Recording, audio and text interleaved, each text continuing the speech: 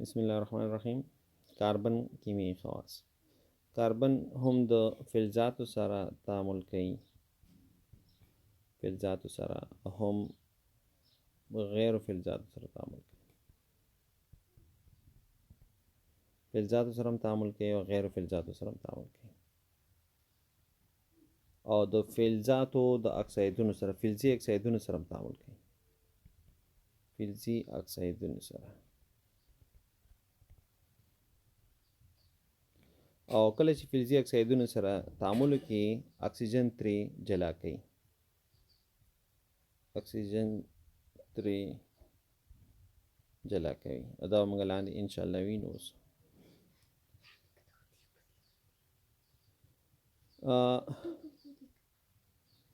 فلزي اکسایدونه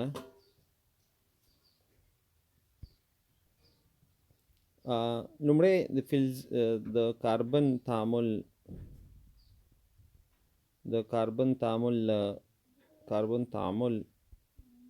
د کلسیم سره.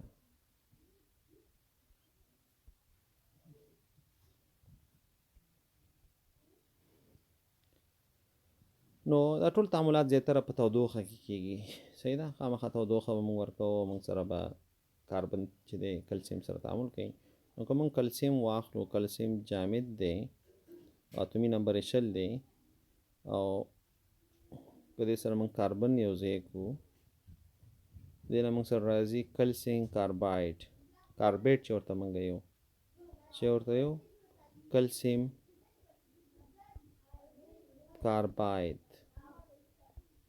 کاربیټ. دغه موږ چې په دغو کې ږدو هلکانو، کم میوې چې پخې شوي نه وي، د هغې په کریټونو کې یا کارټونونو کې ورسره دغه مواد ایښودل کېږي چې دا میوې موږ سره څه شي، په مصنوعي ډول پخې شي. نو کلسیم سره کاربن یو ځای کوو، لوړه تودوخه درجه، او موږ سره جوړیږي کلسیم کارباید. کلسیم کارباید. اکسیجن سره د کاربن تعامل له اکسیجن سره.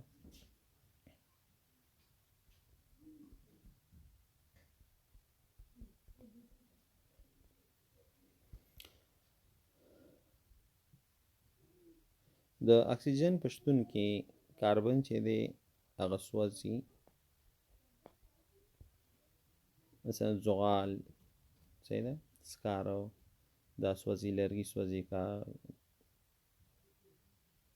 کاغذ سوځي، او موږ سره جوړوي کاربن ډای اکساید. چې جوړوي کاربن ډای اکساید. کاربن جامد دی، اکسیجن ګیس دی، او کاربن ډای اکساید به هم تا سره ګیس. او دې وخت کې ډېره زیاته تودوخه چې دا پیدا کېږي، ډېره زیاته تودوخه.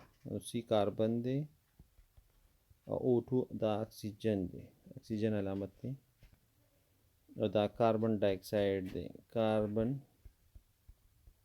ډای اکساید پلس انرژي. صحیح ده. او دې ته موږ احتراق عملیه هم یو سون عملیه. او که چېرته اکسیجن کمی، صحیح ده، کله که چېرته موږ اکسیجن کمی، نو بیا موږ سره کاربن مانو اکساید جوړیږي، کاربن مانو اکساید جوړیږي.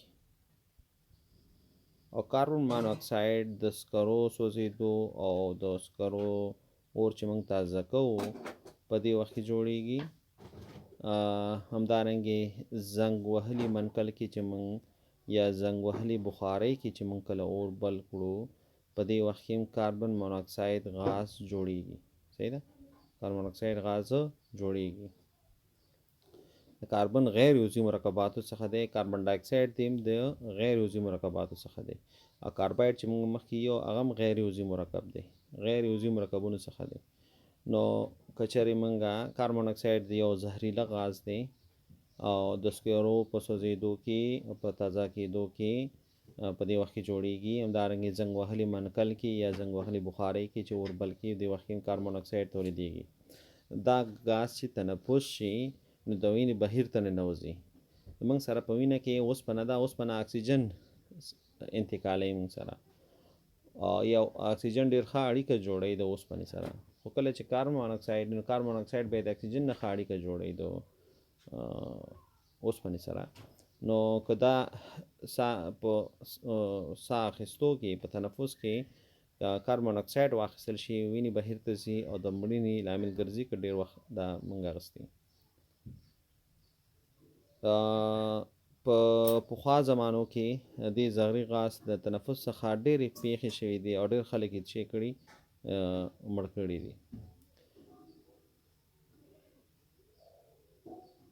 نو د سکرو د تازه کولو او همدارنګې سوځولو په وخت کې باید موږ څه وکړو؟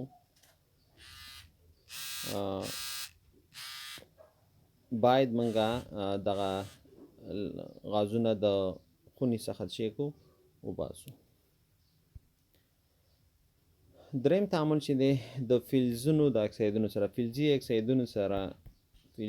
اکسایدونو سره د کاربن تعامل.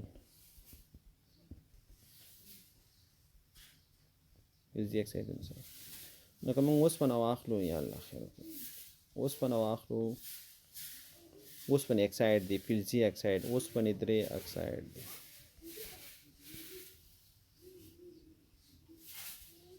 دا 3 ورته ځکه لیکو چې د اوسپنې باندې چارج مثبت 3 دی په دې مرکب کې. نو اوسپنې اکساید که موږ واخلو او د دې تعامل وکړو د کاربن سره، کاربن خو جامد دی که نه، نو موږ سره به آزاده اوسپنه راکړي، آزاده اوسپنه او پلس 3CO2 پلس 3CO2 کاربن ډای اکساید به راکړي. کاربن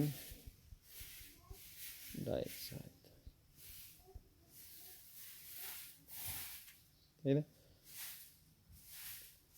نو فلزي اکسایدونو څخه فلز راویستل دا د کاربن په واسطه موږ کولی شو. نو دې وجې نه کاربن چې دا ډېر زیات استعمالیږي د فلزاتو په استخراج کې، د فلزاتو په میټالرجي کې، د منرالونو څخه د منرالونو څخه یا اور څخه د مواد، فلزي مواد راایستلو کې کاربن چې دا ډېر رول لري، زغال ډېر رول لري، او دې سره موږ کولی شو چې موږ فلزي اکسایدونه په فلز باندې چې کو تبدیل کړو.